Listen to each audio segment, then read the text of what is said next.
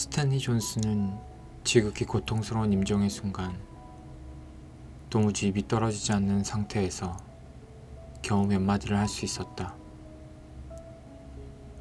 그 내용은 그의 인생 여정을 요약하는 것이었다. 그는 등산가의 밧줄을 은유로 사용하여 자신의 영적 강건함을 표현했다. 가장 내부에 있는 줄이 가장 튼튼하다. 나에게는 내 믿음을 받쳐줄 외부의 버팀목이 필요 없다. 왜냐하면 믿음이 나를 붙들고 있기 때문이다. 이 얼마나 고결한 말인가. 잠시 멈추어 깊이 생각할 만하다. 그런 용기가 있었음에도 불구하고 스탠리 존스의 과거가 항상 그렇게 견고했던 것은 아니다. 그도 사역 초기에 일시적인 함몰 웅덩이 현상을 경험했다. 1년 이상을 영적 육체적 무력감에 시달렸다. 그는 이렇게 수레한다. 영적 침체가 육체적인 침체로 이어졌다. 내면의 경험이 외부 세계를 지탱할 만한 힘이 없었기 때문에 밖으로 붕괴한 것이다. 나는 내가 체험하지 못한 것은 결코 설교하지 않겠다는 것을 신조로 삼고 있던 터라 내면 세계와 외부 세계가 한꺼번에 붕괴되었다. 이 연로하신 성도가 영적 여정에서 힘들었던 날들을 회상하는 말을 우리는 열심히 귀담아 들어야 한다. 그는 인생의 후배들에게 경고의 말을 들려준다. 인생의 어느 시점에서 아무리 훌륭한 삶을 구가하고 있다 할지라도 내부의 줄을 시험받는 것은 시간 문제라는 것이다. 존스처럼 인생을 위대한 영적인 힘으로 마감한 인물들은 그저 분주하게 살아서 그렇게 된 것이 아니다. 그들은 영적 훈련이 최우선의 과제임을 알았다. 영적 훈련은 그리스도의 사람이 고독과 침묵을 추구하고 하나님의 속삭임을 듣고자 하는 마음가짐에 달려있다. 하지만 우리가 고독과 침묵 중에 듣게 되는 것들은 내면화되어야 한다. 수년 전 내가 내면 세계의 질서와 영적 성장 초판을 썼을 때는 우리가 막 개인용 컴퓨터에 익숙해지기 시작하던 시기였다. 용감하게도 나는 처음 출시된 IBM 컴퓨터를 구입했는데 나는 그것이 글쓰기와 글 보관, 정보 복구 등의 혁명적인 변화를 가져올 것으로 기대했다. 그런데 컴퓨터의 사용 방법을 익히는 것은 보통 일이 아니었다. 그것이 어떻게 작동하는지 제대로 아는 이가 없었다.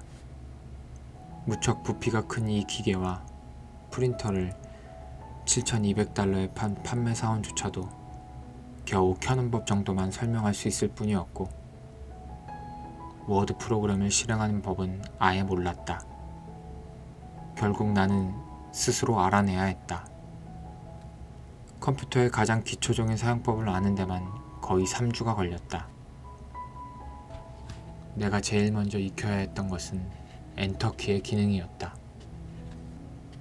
설명서에서는 내 앞에 놓여있는 스크린에 원하는 것을 무엇이나 쳐도 된다고 했다. 그러나 내가 엔터를 치기 전에는 컴퓨터가 내가 친 단어를 하나도 듣지 못했고 아무런 반응도 보이지 않았다. 내가 친 말이 아무리 훌륭한 표현이라 할지라도 그것을 컴퓨터 심장부에 있는 파일에 입력하기까지는 그저 스크린 위에만 머물러 있을 뿐이었다. 이것은 마치 내가 무언가를 듣는 과정과 비슷하다는 생각이 들었다. 나는 들을 수 있는 능력은 있지만 그렇다고 모든 것이 반드시 내 마음속에 입력되거나 스며드는 것이 아니기 때문이다. 구세군 사령관인 사무엘 로건 블랭글은 자신의 영적 훈련에 관하여 말하는 대목에서 이렇게 쓰고 있다. 나는 열심히 귀담아 듣는다. 당신도 알다시피 기도는 독백이 아니라 대화이다. 그것은 상호 교통이며 다정하게 얘기를 나누는 것이다. 주님은 주로 그분의 말씀을 통하여 나와 소통하시지만 직접적인 방법으로도 많은 위로를 주신다.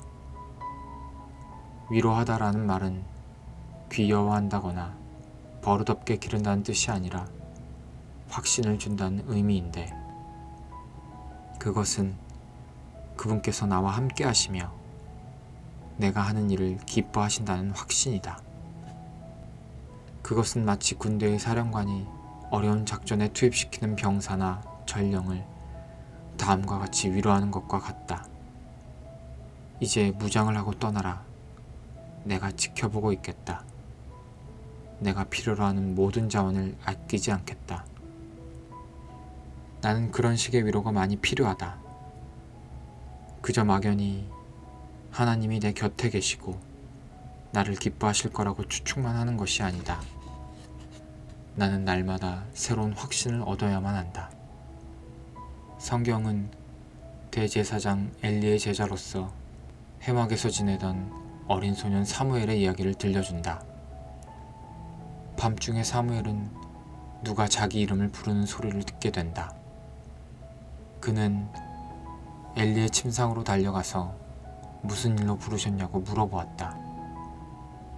그러나 엘리가 부르지 않았으므로 사무엘은 자기 방으로 돌아왔다. 그런데 부르는 소리가 반복해서 들렸다. 엘리는 정황을 짐작하고 다음번에 부르는 소리가 들리면 이렇게 하라고 사무엘에게 일러주었다. 가서 누워 있거라. 누가 너를 부르거든 주님 말씀하십시오. 주의 종이 듣고 있습니다. 하고 대답하여라. 달리 말해서 사무엘아, 엔터를 쳐라 라는 말이다. 사무엘은 그렇게 했고 하나님은 말씀하셨다. 하나님의 말씀은 그의 마음속에 입력되어 결국 그의 운명을 바꾸었다.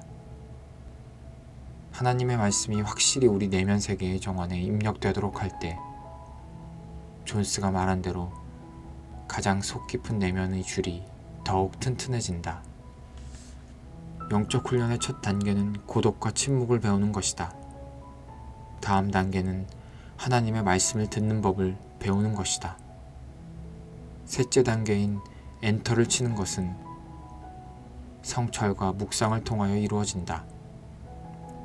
어떤 그리스도인들은 성찰과 묵상이라는 말 자체를 사용하기를 꺼리고 거부 반응까지 보인다. 그것은 잘못된 방향으로 흘러 그릇된 결과를 낳을 수 있는 관행이라고 생각한다. 그들은 가부좌를 하고 앉아서 무아지경에 빠져있는 사람들의 이미지를 머리에 떠올린다. 그러나 성경은 성찰과 묵상이 담긴 구절들로 가득 차 있으며 그 말씀에 우리의 마음 문을 열라고 한다. 특히 시편에 그런 말씀이 많은데 시편 기자들은 하나님의 성품의 특정한 측면들과 그분의 자녀들에 대한 지속적인 보살핌에 초점을 맞추고 있다. 시편 기자는 온갖 종류의 묵상적 렌즈를 사용했다. 예를 들면 그는 하나님을 목자로, 군대의 사령관으로, 영적 훈련의 지도자로 보았다. 묵상은 우리의 영을 천국 주파수에 맞추는 것과 같다. 성경 본문을 취하여 그 말씀이 자아의 가장 깊숙한 곳에 들어가게 하는 것이다. 그러면 여러 가지 결과가 나타나는데 그것은 속죄, 확신, 찬양과 감사를 드리고 싶은 심정과 같은 것들이다. 때때로 하나님의 성품이나 행동을 묵상하다 보면 주님이 말씀하시고자 하는 것을 마음으로 깨닫게 되거나 새로운 방향 감각을 갖게 된다. 존 베일리는 기도에 관해 쓴 책에서 기도할 때의 묵상적 분위기를 다음과 같이 표현하고 있다. 전능하신 하나님, 이 고요한 시간에 당신과 교통하기를 원합니다. 하루 일과로 인한 초조와 불안, 세상의 시끄러운 불협화음, 사람들의 칭찬과 질책, 제 마음의 헝클어진 생각과 헛된 상상으로부터 벗어나 이제 당신의 존전에서 고요함을 찾고자 합니다. 저는 온종일 수고하고 애썼습니다.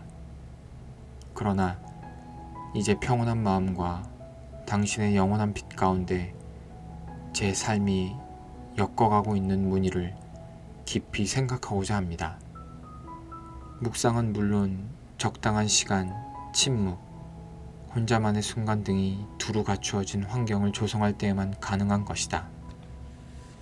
버스 안에서나 자동차를 운전하면서 묵상하기는 어렵다. 자기는 그런 시간에 영적 훈련을 한다고 말하는 사람이 없지는 않지만 말이다. 묵상을 하려면 어느 정도 준비 시간이 필요하다는 것이 보편적인 경험이다. 당신도 격한 운동을 막 끝내고 돌아와서 숨을 헐떡인 적이 있을 것이다. 그럴 때면 차분하게 자리에 몇 분 앉아 있는다는 것이 불가능하다. 가만히 앉아 있기에는 숨이 너무 가쁘기 때문이다. 이는 성찰에서도 마찬가지다.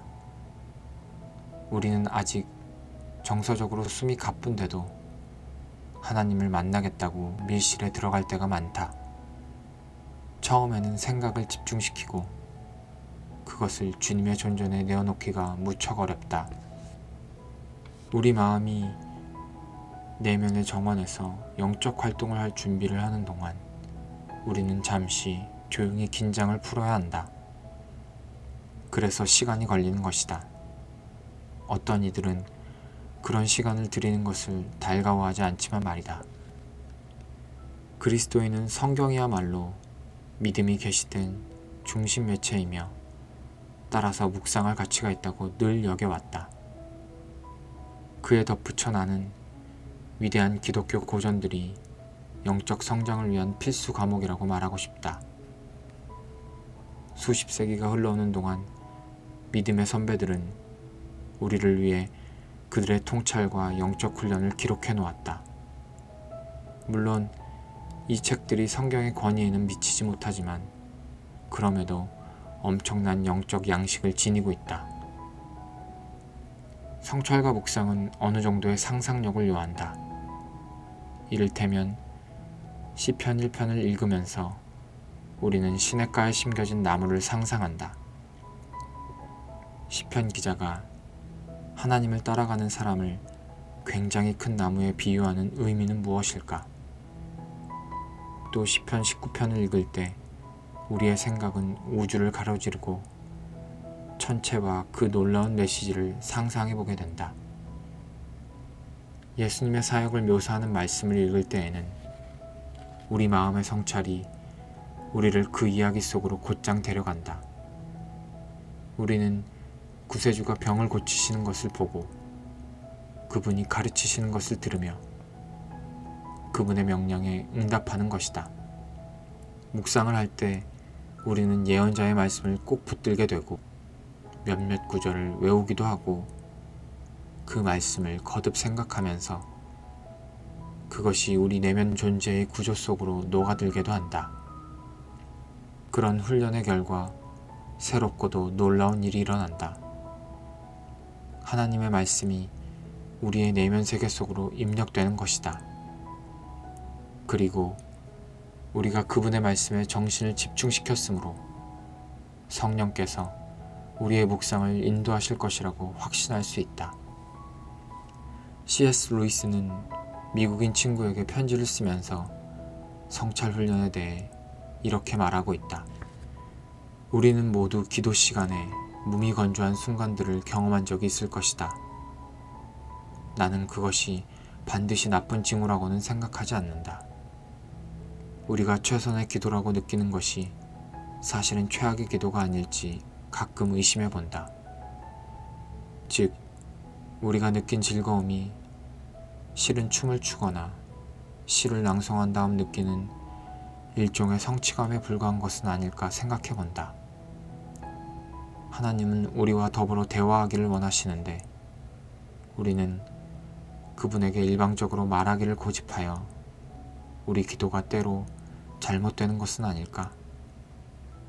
조이가 수년 전에 이런 이야기를 한 적이 있다. 어느 날 아침 그녀는 하나님이 그녀에게 무엇인가를 요구하신다는 느낌에 사로잡힌 적이 있는데 그것은 마치 어떤 의무를 소홀히 했을 때 계속 추궁당하는 것과도 같은 압박감이었다고 한다. 그녀는 아침 늦게까지 그것이 무엇일까 하고 골똘히 생각했다. 그런데 그녀가 걱정하기를 멈춘 바로 그 순간 마치 목소리를 듣는 것 같이 또렷하게 응답이 들려왔다. 그것은 나는 내가 어떤 것을 하기를 원하지 않는다. 나는 너에게 무언가를 주고 싶다라는 메시지였다. 즉시 그녀의 마음은 평화와 기쁨으로 가득 찼다. 하나님은 빈손을 보시면 주신다고 어거스틴은 말한다. 두 손에 짐을 가득 들고 있는 사람은 선물을 받을 수 없다. 그 짐이 반드시 죄나 세상적인 염려를 말하는 것은 아니다.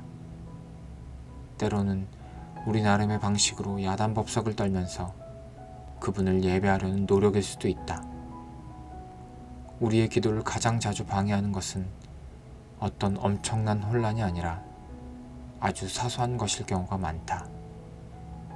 즉, 기도가 끝난 후 해야 할 일이나 피하고 싶은 일과 같은 것 말이다. 이것은 성찰과 묵상훈련의 좋은 본보기가 된다. 먼저 하나님이 말씀하시고 우리가 듣는다. 그러면 그 메시지가 우리 마음속에 입력된다. 그리하여 우리가 의지하던 외부 버팀목은 갈수록 필요성이 줄어든다. 우리 내면의 정원이 더욱 잘 가꾸어지고 있기 때문이다. 결국 영적 훈련을 하는 사람은 그 내면 세계가 좀 더 강건해지는 것이다.